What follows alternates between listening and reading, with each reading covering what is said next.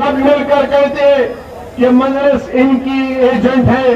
कभी अब आपने सुना कि उत्तर प्रदेश के मुख्यमंत्री योगी आदित्यनाथ ने कह दिया कि ओवैसी समाजवादी का एजेंट है।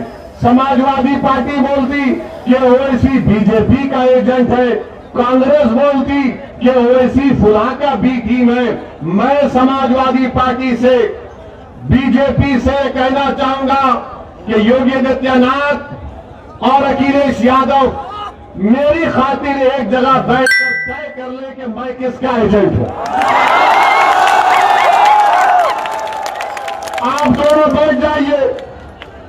जैसा अखिलेश यादव ने अपने घर की शादी में मोदी को बुलाया, पूरे भाजपा के लीडरों को बुलाया, उसी तरह कहीं एक जगह बैठ जाइए। बैठ के फैसला कर लीजिए कि ओवैसी किसका एजेंट है। बाबा आप भी बैठ जाओ, अखिलेश को भी अपने साथ बिठा लो। अखिलेश के पेट का दर्द खत्म नहीं होता जब तक ओवैसी का नाम ले। और राहुल तो ओवैसी का नाम सुन के केरल को भाग गए।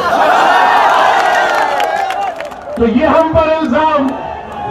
अब सुनिए सुनिए सुनिए, अभी सुनने का टाइम, नारा आखिर में नारा लगाएंगे, अभी सुनने का वक्त है। प्रदेश के मुख्यमंत्री ने कहा कि CAA के नाम पर माहौल को खराब मत करो। मैं मुख्यमंत्री जौनपुर से कह रहा हूं, जो उत्तर प्रदेश का माहौल है मैं वही माहौल बयान करने आया हूं।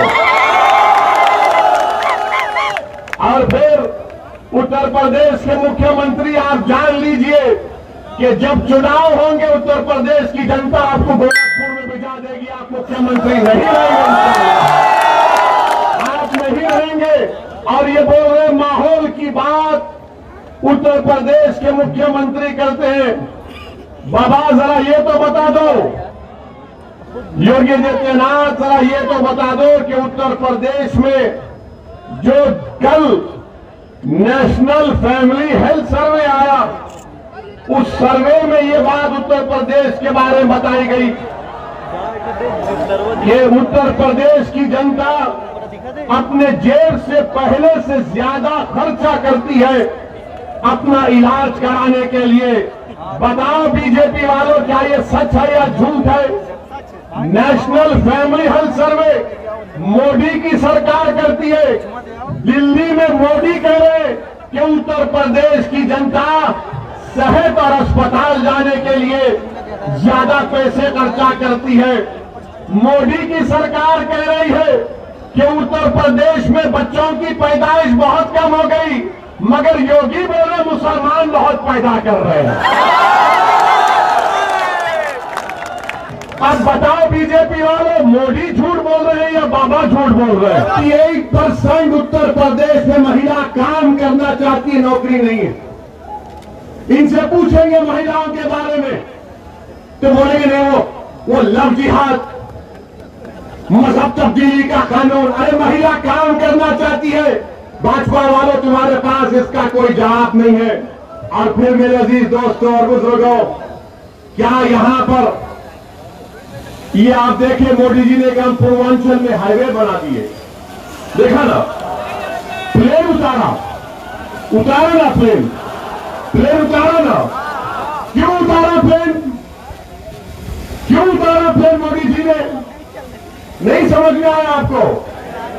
एक जोक सुना रहा हूं। क्योंकि ये तो हटो, ये बीच में क्यों आ रहे तुम लोग?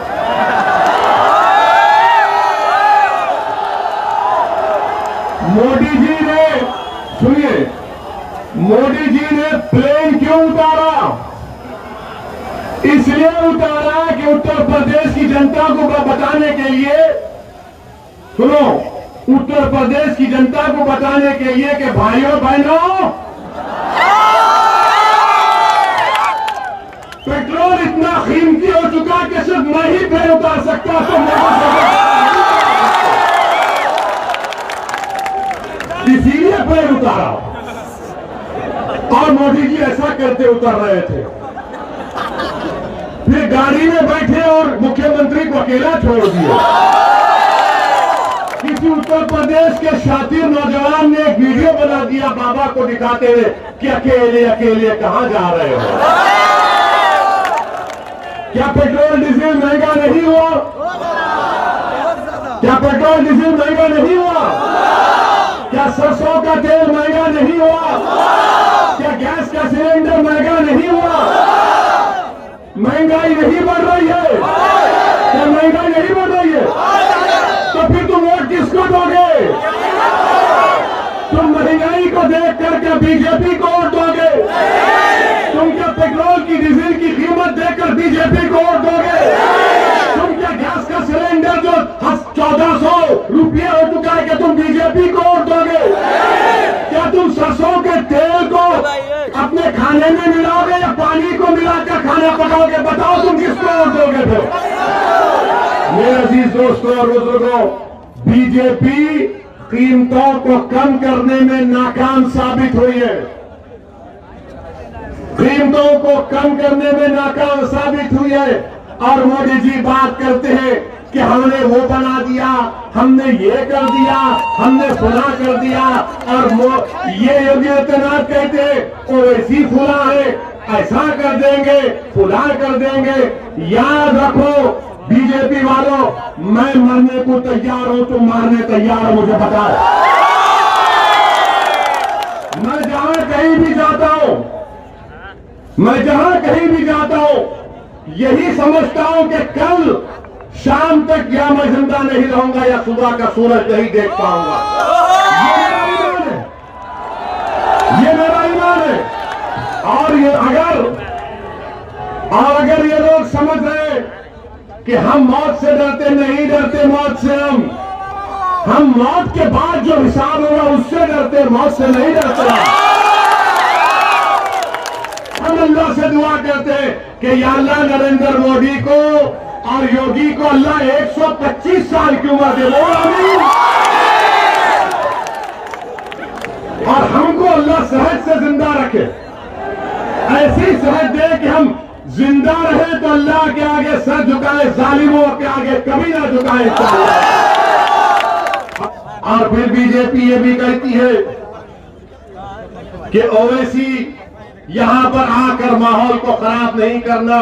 मैंने क्या कहा था? अरे आप हमारी आवाज को सुनो, हमको सुनो, बस छोड़ दो। तुम्हारे सामने योगी खड़ा हुआ है, सुनो। इनको इतराज है कि मीडिया के लोग बैठ जाए। मैं तुमसे क्या कह रहा हूं, मेरी बात सुनो।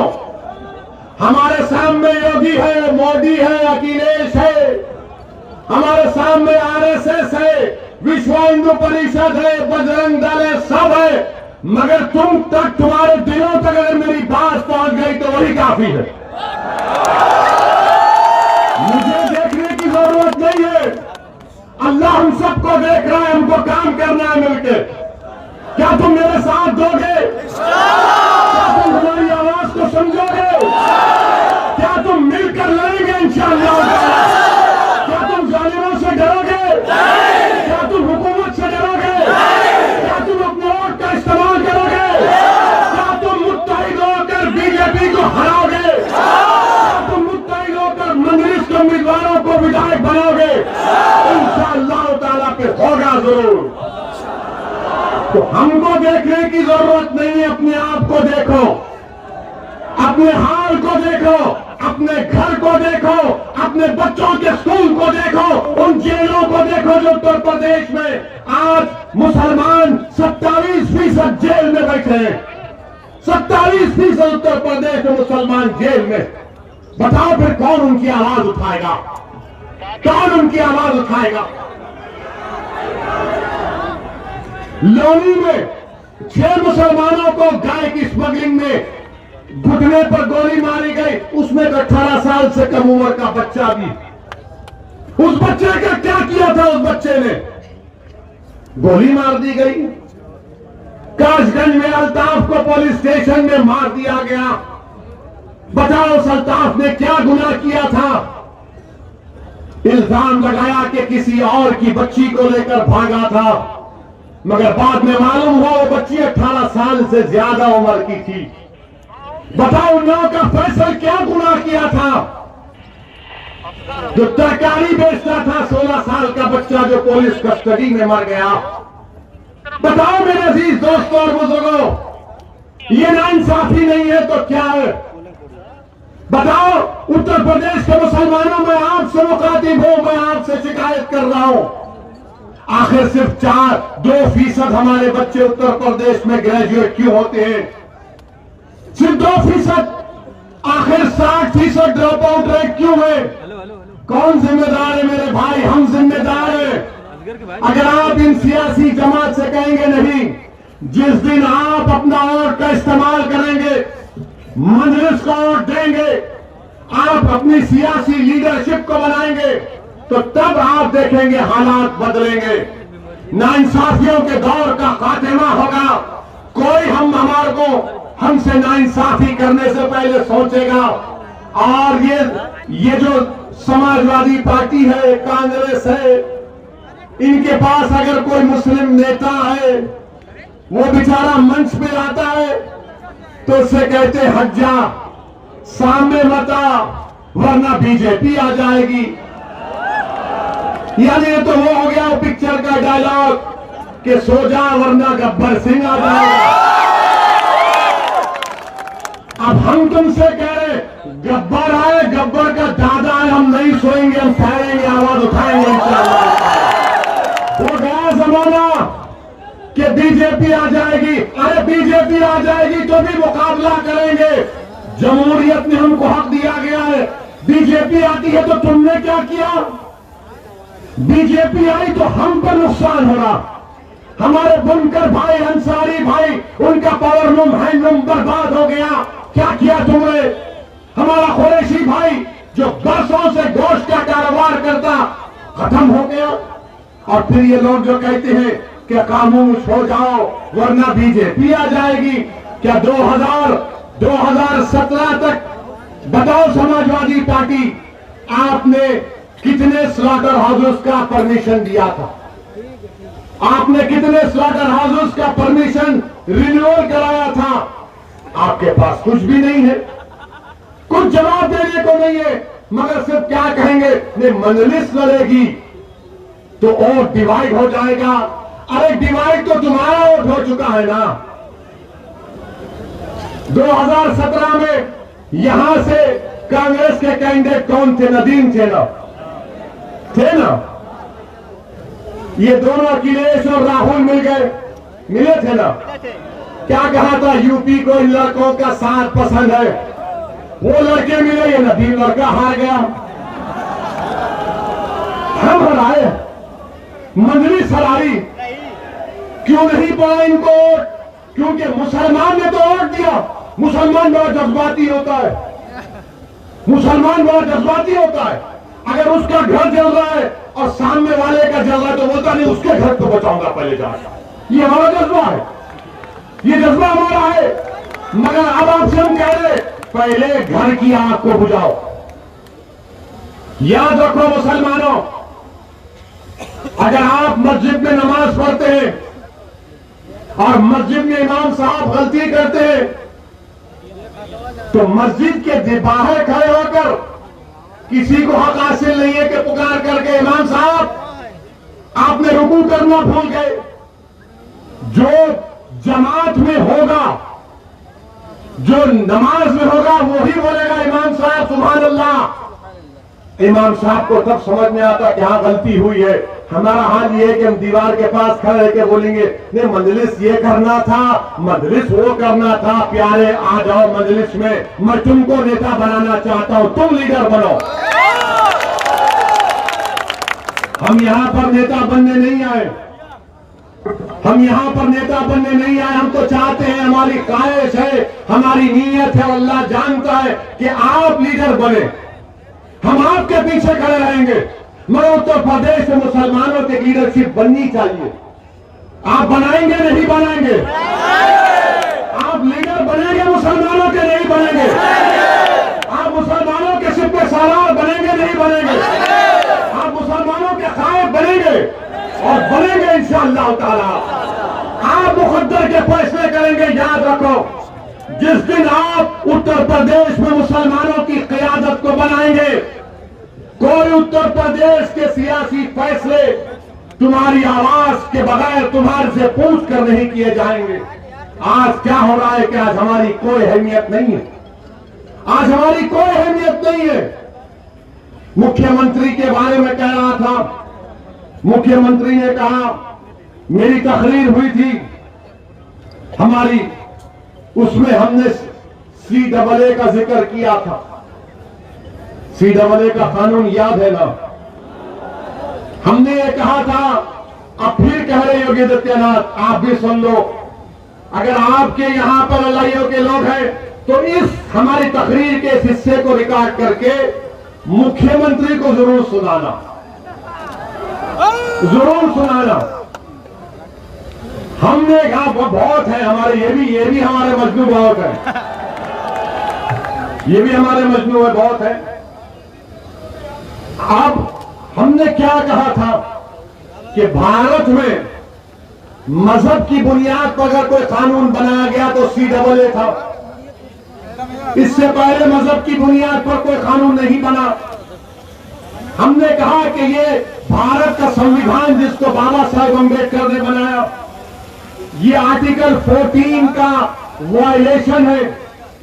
मसावात की बात आर्टिकल 14 करता है, मजहब की बुनियाद पर कानून गलत था। हमने ये कहा, हमने ये भी कहा कि CAA को NPR NRC से जोड़कर देखना पड़ेगा। अब आप जितना मजमा यहां पर हजारों की तादाद का, आप मजलिस के पार्टी स्पोक्स पर्सन है, आप क्या बोलते हैं हिंदी में उसको, आप पूरे के पूरे मजलिस के प्रवक्ता हैं। आज से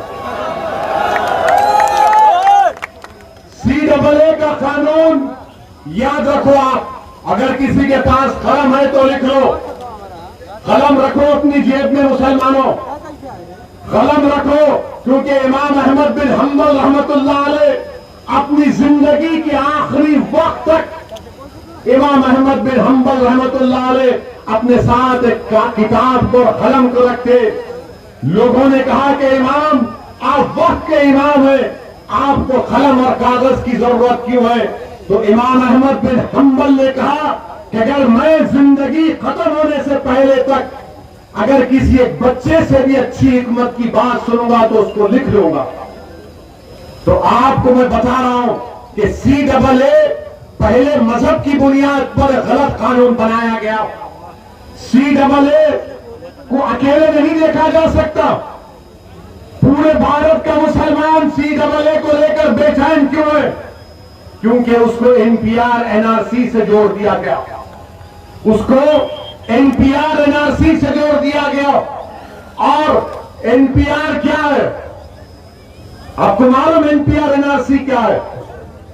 कल अगर सेंसस होगा उत्तर प्रदेश में तो सेंसस करने वाले आपके घर को आएंगे, आपका नाम, आपका मजहब, आपकी पासपोर्ट की कॉपी, आधार कार्ड, आप कहां पैदा हुए, वालिद वालदा कहां पैदा हुए, उनका कागज पूछेंगे और एक लिस्ट बनाकर तहसीलदार के दफ्तर में पहुंचा देंगे। वो तहसीलदार ये कहेगा कि ये डाउटफुल सिटीजन शहरी है। फिर आपसे कहा जाएगा असदुद्दीन ओवैसी से कि बताओ तुम इस भारत के शहरी हो या नहीं? अब मुझे भागना पड़ेगा, ये कागज वो कागज, ठीक है हमने कुछ लाके दे दिया।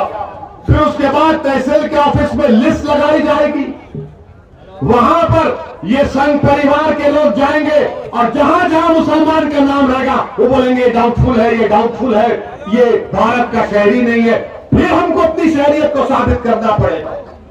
ये NPR NRC है, इसके खिलाफ हमें। अब आप सवाल करेंगे कि असदुद्दीन ओवैसी ये तो हुआ नहीं, तो मैं आपसे कह रहा हूं ये आसाम में हो चुका है। क्या हुआ आसाम में?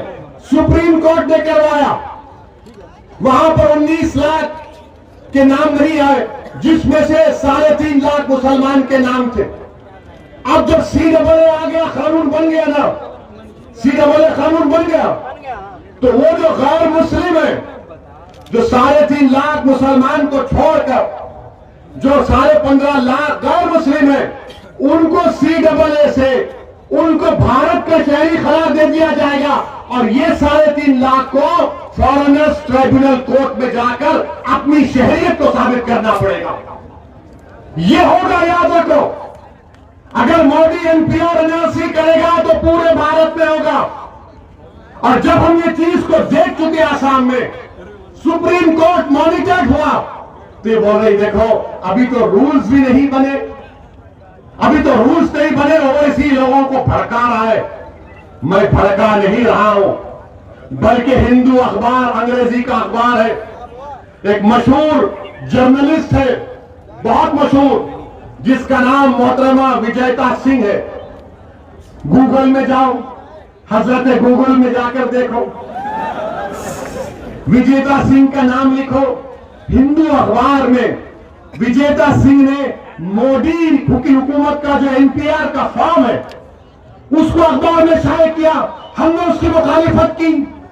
वो फॉर्म तो यही सब बातें पूछ रहा है और फिर जो लोग बोल रहे हैं कि ऐसी भड़काऊ भाषण दे रहा है, कि बात सच नहीं है कि मोदी सरकार एक कानून है, अगर कोई पैदा होता है, कोई मरता है, तो उसको कानून का नाम है registration of death and birth. उस कानून को मोदी सरकार तरमीम कर रही है और तरमीम करके उसको आधार से, इलेक्शन कार्ड से और सेंसस से, NPR से जोड़ेगी। इसकी मुखालिफत कौन किया पूरे भारत में?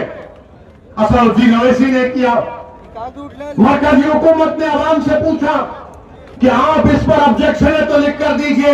हमने अमित शाह की मिनिस्ट्री को इसके खिलाफ ऑब्जेक्शन लिख कर दिया और हम फिर से कह रहे हैं, अगर registration of birth and death के कानून में तरमीम होगी, वो बिल पार्लियामेंट में लाया जाएगा, तो इंशाअल्लाह ताला असदुद्दीन ओवैसी और इम्तियाज जलील उस कानून की मुखालिफत करेंगे। वो काला कानून होगा, वो NPR NRC की तैयारी होगी। ये बात हम जब करते हैं, और हमने कहा कि जिस तरह किसानों के कानून को वापस ले लिया गया, CAA के कानून को भी वापस लेना चाहिए, तो सबके पेट में दर्द शुरू हो गया, सबके पेट में दर्द शुरू हो गया।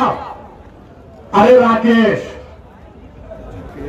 जब CAA NPR NRC आएगा तो हमारे को परेशानी होगी, तुमको परेशानी नहीं होगी, क्योंकि हम मुसलमान हैं। तुम्हारे लिए CAA इस्तेमाल हो जाएगा और हमारे लिए NPR NRC का इस्तेमाल होगा। मेरे अजीज दोस्तों और बुजुर्गों, मैं आपसे वादा कर रहा हूं कि अगर मरकजी हुकूमत NPR NRC के रूल्स बनाएगी, मजलिस एहतजाज करेगी, मजलिस प्रोटेस्ट करेगी। अगर CAA का कानून वापिस नहीं होगा, मैं फिर से कह रहा हूं, मेरा ये जमहूरी हक है।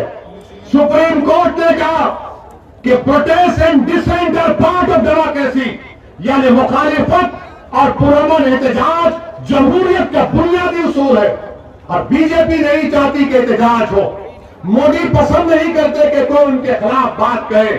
मैं आज जौनपुर से उन तमाम किसानों को सलाम करता हूं, उनको सलाम करता हूं जिन्होंने एहतजाज किया, तब से मस्त नहीं हुए। और जो लोग आज आकर मुझसे कह रहे हैं असदुद्दीन ओवैसी इस पर बात मत करो, तो किसानों के पास जाकर अगर किसी ने कहने की हिम्मत क्यों नहीं की कि सुप्रीम कोर्ट ने तो सस्पेंशन में कर दिया था ना किसान के कानून को, उनसे कहना था कि खामोश हो जाओ। अरे यहां तो कानून बन चुका है पार्लियामेंट में, मैं आसाम में देख चुका हूं क्या हो रहा है। हम कैसे खामोश बैठेंगे? हम खामोश नहीं बैठ सकते। नरेंद्र मोदी की सरकार को CAA के कानून को वापस लेना चाहिए, ये हमारा मुतालबा है। क्या आप सब इसकी तारीफ करते हैं? क्या CAA का कानून वापस होना चाहिए? क्या CAA का कानून वापस होना चाहिए? जिस तरह किसान कानून वापस हुआ, क्या जौनपुर की जनता CAA कानून की वापसी का मुतालबा करती है? तो जोर से नारा लगाइए, नारे तकबीर।